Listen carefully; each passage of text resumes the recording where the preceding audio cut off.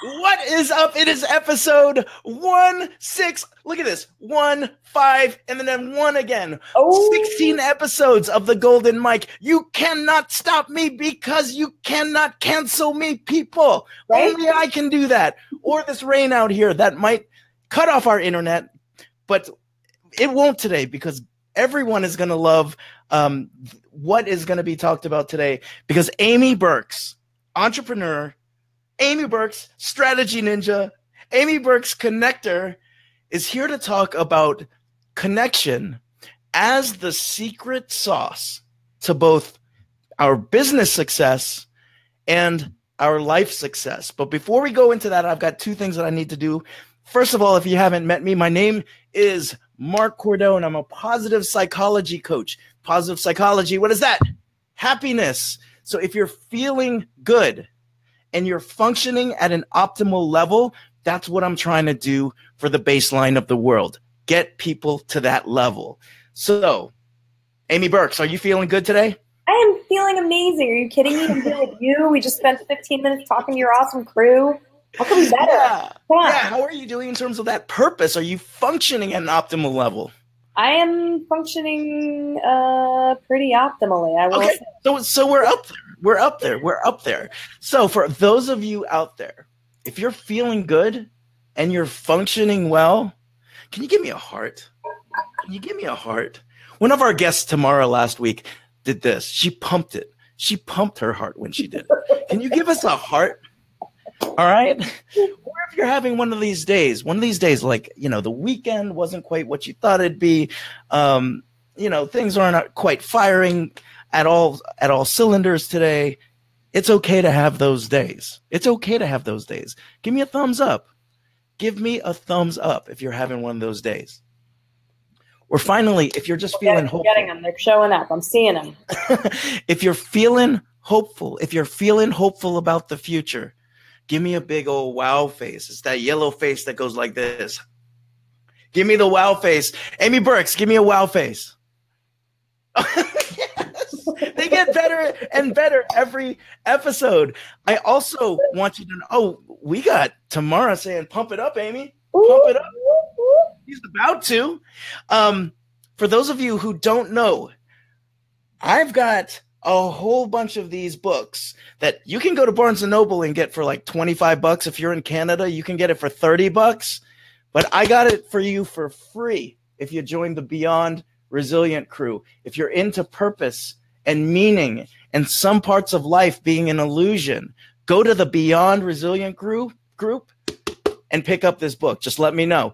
And if you got a couple extra bucks to spare, like $1 or $2, we can send a couple of these dollars or send a couple of these books to folks who can't necessarily, shell out the $25 right now. So we're going to make the world a better place with this book. Now, if you don't know what this book is about. I got 15 minutes with them before, and they're fantastic. It's totally worth it to go join the group, not just because you get the book, but because Mark's group is amazing. Just There's my the group is amazing. We have a lot of fun in there. We will be deconstructing the book, but if you haven't read the book yet, I was telling the Beyond Resilient crew before this, like I literally can page to any part right now, and there's some sort of relevance to it. So me, you got to hear this. So I told the group that I was going to finish off the last 2 paragraphs that we started. So here we go. So for as long as I could remember, I had been searching for some answers to make sense of it all. There were many questions to which I wanted the answers, yet every time I thought about my life, I found myself constantly returning to one question in particular. Is this all there is? One afternoon in late fall, while staring out the window of my office and contemplating that question, I gave up on finding the answer. I can't explain why it happened then. All I know is that I came to the conclusion that there was no satisfying answer, no purpose to or meaning for my life, no purpose for anyone else's either. Nothing more than this. I decided to stop trying to figure it out and admitted to myself that my search for answers was simply an exercise to assuage my fear that life was meaningless. At that moment of resignation, I decided to accept that life was just a random mathematical and biological evolutionary process. A miracle, of course, that it could happen, but a meaningless miracle nonetheless. Uncovering the life of your dreams. We're giving it out for free. Lillian says, I asked that question so many times. Yeah, Lillian, I'm glad that that resounded with you. So, Amy, this is Bruce telling his story. Love it. What's your story? Ooh, I'm always at a loss for where to begin because there's so many different ways that I can share my story. But I guess for your group, especially since we're talking about resilience, maybe I'll start with more recent history and talk a little bit about my journey in business, because to me, that's been, I think, the best, most immersive self-development journey and opportunity for me to create resilience out of any other period in my life. So I'll start with that. I'll back up a little bit and give you just a little bit more of my history. So I have a background professionally in lots and lots of different things. And I was telling Mark earlier that I was just interviewed in another podcast where I talk about this kind of haphazard history through my career, which involved me working in fine dining and in retail, and I sold used cars, and I worked in banking and nonprofits, and I was a project manager and a business strategist, and I did all these different things in corporate and all over the place. And it looked very much like I was kind of all over the place. But in reality, I was following my inner guidance. And I didn't know at the time that that's what I was doing. I was just kind of like, oh, well, I'll do this thing, I guess. And I'll do that thing, I guess. But I was really following my intuition, like picking up all these jobs, looking for that sense of fulfillment that I think Bruce is talking about in the book of going, is this all there is? Is this all there is?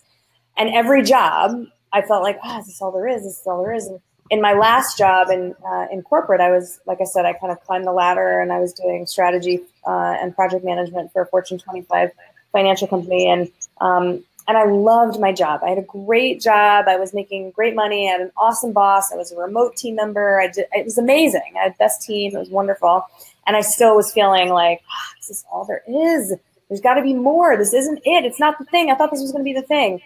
And I finally realized that I needed to do something for myself. And so I took another journey through the evolution of my business. I started out thinking that I was going to be a life coach because I gave great advice, according to me. And everybody loves my advice. And so ultimately I could not, mostly not because I wasn't a good life coach, but because I wasn't a good marketer and I was too much in my own way. And there was too much of my own human in my way that I just couldn't get my business going. And so I spent about a year struggling, really, really hustling and working hard, learning a shit ton about marketing and lead generation and how to sell and all those things, and made $60 whole in revenue that year. And then decided to make a pivot when some of my entrepreneur friends pointed out that I have a strategy brain. I have a strategy brain, and that's how I've always been. I've always had this ability to, I call it a GPS brain. I tell people that I see in maps. Anytime anybody ever tells me an end result that they want to create or a goal or whatever, a little map formulates in my brain and I can see all the most efficient, effective, and fun ways to get to the end result. And I thought that everybody's brain worked like that. Apparently not. That was like a lightning bolt moment for me. And so my friend said, you should be helping entrepreneurs with their businesses with this GPS brain of yours. And so, so that was when I pivoted again, or I pivoted for the first time in my business and started doing business and marketing strategy. And I was doing that for a really long time and still feeling like I was kind of underutilizing myself and my skills and my passions and the things that really make me me. And finally, about 9 months ago, I realized that this part of me that's like so ingrained in who I am is connection. And so I absolutely had to find a way to incorporate that more into my business. And I finally figured it out. And now I've kind of pivoted again. And what's amazing is that everything that I've done in my whole life, I can now, our mutual friend, Chris Winfield, always repeats this Steve Jobs quote about how you can't connect the dots going forward. You can only connect them looking back. And that's so true for me in my life, because I can look back on my business and my haphazard career and my childhood and everything and see how everything has lined up to position me perfectly to be doing what I'm doing today. And I love it. I get to connect amazing people. I have an amazing network of fantastic, crazy, talented, brilliant people who get awesome results for their clients, who help entrepreneurs grow their businesses in all these different ways, like from getting them publicity, helping them with public speaking, helping them with their mindset, getting over their money blocks, getting over their other blocks in their businesses, like all sorts of things like that. And now I get to connect them to their ideal clients, to the people who actually need them, so that these entrepreneurs can go and like grow and succeed and change the fucking world. Because that's what we're here to do. Yeah. And I think one of the things is, oftentimes, and we talked about this a little bit in the pre-show, we can get a little bit, the journey can be a little bit lonely, but then we get so used to going at it alone that it's strange to be connected or have people who are at the same vibrations, right, as us, or fly at the same altitudes that we're flying at, right? I think just as an example, because Amy, you're a person that's connected me with probably almost everyone who I am working with and for right now. I was in DC this weekend and not DC, I was in Miami this weekend, and someone went and said, that they lived in DC. And I said, I'll see you when I'm in DC in a few weeks. And they're like, what are you going to be doing in DC? And I'm like, my book editors are there. And they're like, where do you find these people? And I'm like, well, number one is we kind of come together based on mutual interest. But then number two is there's these people that actually like matchmake you. They find good fits for you. And I would say I wish that I would have made $60 whole my first year, you money grubber, you, Amy. But I think the thing was that I told him was that looking here at this Mark Cordone Corporation or whatever it is, I am representing a team of people who say your message needs to be stronger. A coach who went a couple months ago and said, get your ass in front of a camera. Another person who's saying, okay, this is how you pivot on your book. This is how you pivot on speaking. And connectors are absolutely huge. And I mean, it's not just for entrepreneurship. It's about anyone who's a part of a team, anyone who's a part of a group, anyone who's a part of a network. So Amy, you said that things lined up for you. And I wanted to go back to something you said earlier. You went and said, you loved your job, you loved the remote work, you loved the Fortune 25 company, you love what you were getting paid. And you were saying, though, there's still this thing. This thing is missing. That thing. At the time, what would you articulate would be the thing? Because what you already had are things that people would call the thing. You had the job. You had the position. What was the thing? So the thing for me is just that sense of complete and utter fulfillment. And I think that we seek it externally. For me, I know for the longest time I was looking for it in a career. I was hoping that people were I was going to get hired. I think my daughter might join us, by the way. Okay. I was hoping that I was going to get hired, that somebody was going to see the potential in me and then want to help me grow and just give me these opportunities that I didn't know that I had within me to create within myself. And so I don't know if any of you guys that are watching, has anybody else ever felt that way? Like, oh, I need to find this thing externally, or I hope somebody else can help me figure this out, or like I need somebody else to somehow validate my value. And I didn't realize that's what I was doing. I just thought, oh, I want to like find a job where somebody's willing to help me grow.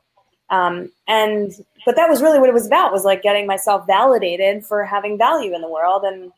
And so what I've come to realize is that I don't need that from anywhere externally. I find that first within myself. And that, I think, is what the inner fulfillment really comes from. And from all the things around me that I miss or was missing because I was constantly seeking externally or seeking down so far in the future or whatever. Yeah. I think that's such a huge thing that many of us will live our lives and spend so much time waiting to be discovered by something, right? Or waiting for something on a horse and chariot to pick you up, and suddenly everything magically has changed for you. Totally. And the fact that you went and looked inside is huge. I want to show you a couple things. Amy, I can relate, still working on getting out of my head, says Lillian. We got Tamara showing up saying, what a gift to find your entrepreneurial matchmaker. I couldn't have said it any better. Woo, woo. Love you, girl. Lillian came back saying she's felt the same way with feeling like you needed to be discovered. So for those of us who are watching, the Lillians, me, what was that point for you? What was the activation energy? Reagan's coming back and saying artists too. Totally. Was there a point where you're like, this is the fuck it point where like it isn't about external stuff, or was it along? So what I'll say is that that there was a fuck it point in terms of I was in this job and it wasn't doing it for me, and I wasn't finding the fulfillment that I really wanted and needed. And so I finally had to say, okay, fuck it, I gotta go. Because I knew that there was another opportunity for me to do more for myself and have my own business. And so there was a fucking opportunity there. But as far as like flipping the switch to say, oh no, I find it internally. No, because I experience that like every day, and I have to keep recreating it and recreating it and recreating it and re-remembering and re-remembering and re-remembering. You know, I have these amazing conversations with my friend Kelly Sheets, who I was telling you about before in the pre-show too, who I think would make a great guest, because her specialty is helping people with this exact thing, like that feeling of I am not enough, or I'm not fulfilled, or why does it still feel like there's something missing? Hi, Lindsay. And so, right, like, we all experience that as human beings, whether we want to admit it or not, or whether we're present to it or not. And, you know, and Kelly and I have had so many conversations about this and about how, like, she and I actually have a practice, and I actually forgot, I have to text her mine today, but we send each other what we appreciate every single day. Every single day we send each other a text that says, this is what I appreciate today, so that we can come back to that stuff that we're present to right now. Like, this is what's happening all around me. My list today that I have to text to her is, dance parties with my daughter and her little voice when she's singing passionately. Old school hip hop in the morning. Hot showers. Friends, all caps, underlined with exclamation points, awesome, brilliant ones. California and an awesome trip next week there, and presence and my ability to come back to it and notice when I'm gone in the first place. Right? So when we can like notice just what's happening around us in the present moment, and we're not constantly seeking externally or seeking out in the future or looking where we're not, then we have the opportunity to find that fulfillment, because it's here, it's all around us, it's within, but we just have to be able to notice, you know? Yeah. So I would throw this out there then for so many of us, and especially when you get that entrepreneurial mind, right? And I would say also at the same time, not get that entrepreneurial mind, when you start building momentum and you start seeing the low hanging fruits and you're like, oh, I'm making more than $60 this year, you know? And oh my gosh, like I'm networking now, and I'm actually going to different cities. I can think my next step. Mm-hmm. And we forget to do things like appreciate the hot showers, like Lillian is talking about, right? Mm-hmm. So for those of you who are watching, what are the things in terms of your appreciation? I wouldn't say the 90s hip hop, the old school hip hop. I just made a note that I'm going to go and do some old school hip hop. Yeah. The things that y'all appreciate in the now, what are some of those things? Whether you're watching it live or whether you're watching the replay, let us know. So it's actually a really good activity, by the way, for you guys, because as you see what other people are appreciating, it creates the opportunity for you to notice more like within your own life that you can appreciate for yourself. You know, I forget sometimes that I do appreciate just a hot shower or clean sheets on the bed, or just hearing my daughter's voice. And these are things because we're so accustomed to it that we just forget. And sometimes seeing what other people appreciate gives you that opportunity to remember that there's so much to appreciate, because it's so easy to get sucked into all the things that we don't like, or that we don't appreciate, or that isn't working for us. I mean, speaking of beyond resilient, right? Like there's some stuff going on in my life right now that it would be really easy for me to like get super sucked into the circumstances and just be in it and like, ugh. And I am not interested in that at all. I want to appreciate this 2.5-year-old. She's amazing. And hearing her sing is like the joy. When she says, Mama, dance with me, right? I just want to do that. Like that's the best thing ever. And it doesn't require me to be immersed in the circumstances of my life. It's not required.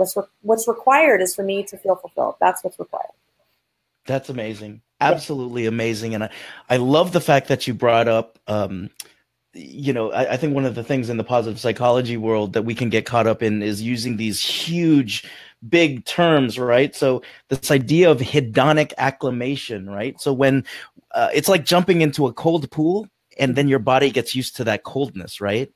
The acclimation is that we get used to this new level of happiness or this new level of getting money or this new level of success, and we get acclimated to it. And what I'm hearing from you is that using appreciation, using things that are mindful to stay in the present is a way that we can prevent ourselves from acclimating to these amazing things that are happening. Now, we're going to be talking about connection, and we're both part of a group that every week it's a part of the culture to celebrate our wins. And in the Beyond Resilient group, we started doing that as well. The mind at first is like, I'm going like your, what did we call them? Your board of directors, your inner board of directors may say, oh my God, I'm freaking braggy. And I'm being totally like full of myself to go and say what went well this week. And yet your brain starts, or you sometimes say nothing went well for me this week. But then when you've done it for so long, your brain becomes like a machine that looks for it. Yep. And you're like, I can't wait to share this with people. Totally. Hi, Tanya Harris just joined us. She's in that group too. And Lindsay. Tanya is a part of this. Tanya celebrates her wins with us every week. So glad that I caught this heart. It's good to see you, Tanya. So let's go and talk a little bit about how this became a passion for you to connect people, and how you actually use connection from a strategic standpoint, because all of us could connect to folks. Yeah. So great question. So connection's always been a part of me. It's just it's always been a thing that I've loved doing. I can remember being in high school. I was telling the story before to your other group, but I can remember being in high school and having friends everywhere. Oh, hi, my little sweet pea is coming in to join us. And having friends in all different groups, and always wanting to bring like all the most awesome people from the various groups together to hang out, and thinking that was like the best thing ever. This is August. You say hi, that's Mark. He's tired. Hi, August. That's Mark. He's fun. Uncle Mark. That's another Uncle Mark. We have an Uncle Mark here at home too. But you know, that was always my most. That's your Uncle Mark. That's a different Uncle Mark. That's your Uncle Mark. He could be. Yeah. We'll just call him Uncle Mark. I'm a different Uncle Mark. Yeah, a different Uncle Mark. So yeah, so I always. That's your Uncle Mark. No, your Uncle Mark. That's your Uncle Mark. Sure. We'll say that's my Uncle Mark. But anyway, you know, the idea to me, what was so exciting about that idea is that I see the potential, the epic potential in all people and all things.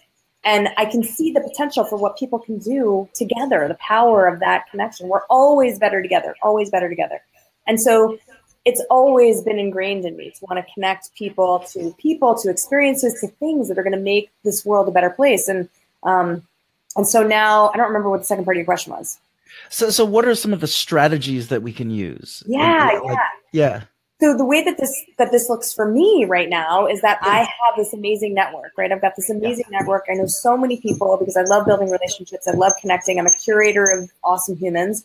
And so, and especially people who are really, really good at what they do and who actually get results, especially for entrepreneurs. And so what I love to do, because I know that the modern entrepreneur is going to save the world, is I want everybody that I know to be successful in their missions, because when they are, that's how we actually get to change the world and like do amazing things. And so in order to be successful, we need more resources. We need more people behind us. We need more than just ourselves in order to create the success that we want and in order to create the growth that we want to have. And so for me, that looks like tapping into my network and putting amazing people in front of the people that need them to add value, to connect them.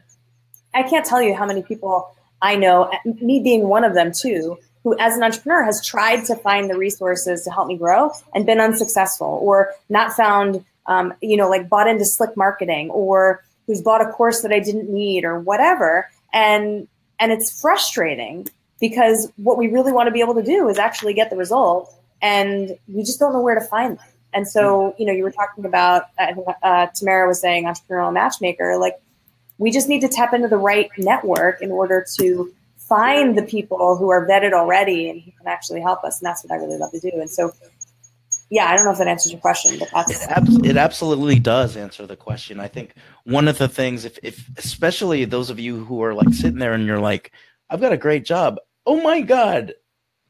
I'm like looking for something more. There's more to life. And wow, I've got this gift of connection too. Yeah. What other strategies? So I think something that a lot of people do is they hold their networks tight.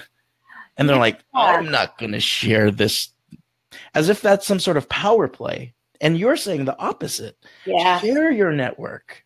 That makes you an asset. Totally. Okay.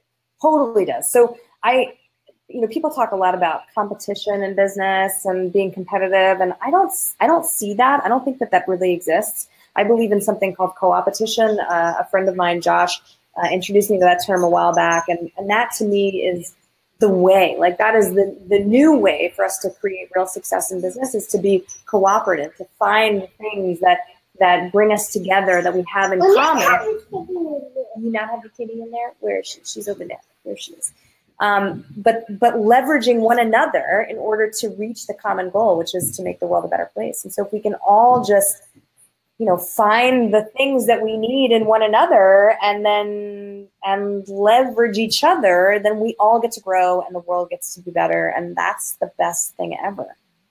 Yeah. And I think if there's any engineers out there, I think this idea of co-opetition in and of itself results in exponential growth and success for everyone. Totally. That's the thing. We're always better together. We just are. And our brains and our, this physical body, this meat suit of ours that makes us feel like we are somehow separate. Like in reality, we're not. And we just forget. We're trained to forget because we are alone in these bodies. But in reality, we're not. And the more that we can come back to connection, connect inward, connect outward, the better we all end up being. So whether it's within our businesses, within our personal lives, with in politics or whatever, we're always better together. Always. Yeah. So so definitely sharing and tapping into your network. What would be another strategy that you're using right now? So in my, so I've got this community, We Get Results, which is this amazing, vibrant community of entrepreneurs who come together, where then I can put in front of them all the best resources. I bring a different super friend. I call them my super friends. I bring a different super friend every month and highlight what they do. So that's how I share my network. But I think that, one of the other things that's really great is actually seeing people and letting them know that you care. And so in my community, this isn't the first Facebook group that I've had either. And I've had a lot of success with really loving, kind, and successful Facebook groups that get great, like where the people feel loved and they actually do better because they have one another. And so allowing people to feel seen, but then also seeing the commonalities within your communities to help, connect, not just my network, like not just to say I've got all these resources that I want to share, but helping to say, you and you should do business together, or you and you have this in common you should really meet, or you and you would love one another, you would fall in love, go be in love, right? Not like go marry each other, but like you and like you're just the amazing friends, like BFFs, so like being willing to be curious enough to get to know people and to see them and to see what they need and to see the potential that exists in them, I think is huge when it comes to connection. Yeah, I think the fall in love part is the only thing that you haven't connected me with yet. So now I'm putting pressure on you. I really like the fact that oftentimes when you start looking into managing a network, tapping into network, connecting people, you start to think with this meta mind, right? The greater good mind. And you forget that each person is an individual in the group, and how important it is to continue to let the individuals in the group to know how much you care about them. Oh, yeah. And so that's what I picked up about your second point, is that not only, tap into your network, and it's going to have this exponential effect on groups and groups getting larger and stuff like that, and success. But at the end of the day, you're going to go to bed and not, maybe a smaller group. I'm going to bed, as a smaller group. I'm not going to bed with my network of people. Right. I'm going to bed as Mark. Right. And the fact that I'll wake up and there's a text or there's an email from someone in my network that's just like, dude, love you, man. I think that is a big thing. And so whether or not you're a connector or not, you could I definitely challenge everybody who's watching right now, live or in the replay, to go out and let people know how much you give a crap about them. Totally.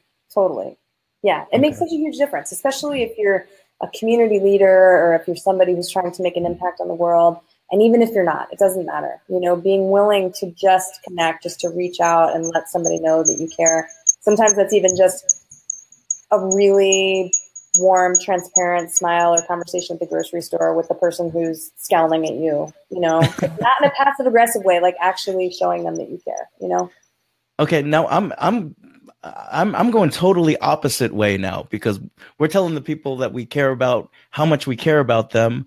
Have you ever met people who you're like, oh crap, I cannot connect these people? Yeah, of course. Like, what is that like? Yeah, we all meet those people. So for me, there's so much about energetic resonance. And I know, being an IPEC coach, you know a lot about that. And so for me, it really comes down to the energetic resonance. And so what I try, and I learned this also from my friend Kelly Sheets, who I can't say enough good things about. But, one thing that I really try hard to do is to be as present as possible with people, and to be as comfortable with myself as I can be, no matter where I am, and especially around other people, because when I do that, then I give them room to feel comfortable about themselves. Because what I find is that the people that I don't really resonate with, there's something for them that they're afraid of, or that they're resistant to, or whatever. And it's usually got nothing to do with me. And so if I can just be me and be comfortable being me and know that I'm cool and I'm safe and I'm amazing, then it creates space for them to have that experience too. And either they shift or they don't. And if they don't, then I'm like, nice knowing you, got to go back. And see you later. And like, no judgment at all. Nice knowing you, says the connector. But really, truly, like, no. And I have a lot of forgiveness isn't the right word, but I give people a lot of leeway, because I see so much potential in everybody that I meet. I see as the epic version of themselves. And so I give people a lot of room to make their way in. It's not like see you bye, like you get 2 seconds and then you're out. But yeah, it's really all about that resonance.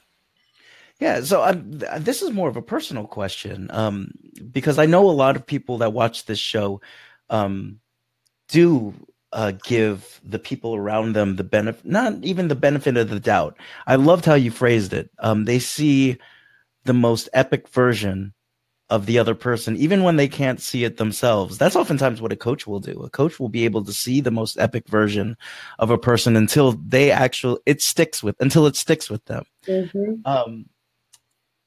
Now, as a person who's sort of sees the best in people, do you ever find yourself being disappointed that people don't meet the epic versions of themselves? Such a good question. So I used to, Okay. because I used to put a lot of value on what other people did or how they behaved or what their, I put a lot of value on that. I used to have expectations or a real strong feeling about that. And now I see that potential and I get really, really excited about it. And I can still have that. And at the same time, know that they're on their very own journey and that they are going to do whatever it is that they're going to do. And I have no control over that. And so I can be inspiring. I can be motivating. I can do my best to help guide people along the way towards the things that I see within them. I can show them what I see within them to help as best I can. Sure. But I can't be more committed to anything than they are. They have to be, sure. They have to be committed to what they really want. And so no judgment. Again, no judgment. I just like, here's what's possible for you. This is amazing. Go for it. And it's totally okay if you're too afraid or if you choose not to. Also, totally, I will still love you. No problem. Awesome. Yeah. Awesome. So I wanted to throw this out there then.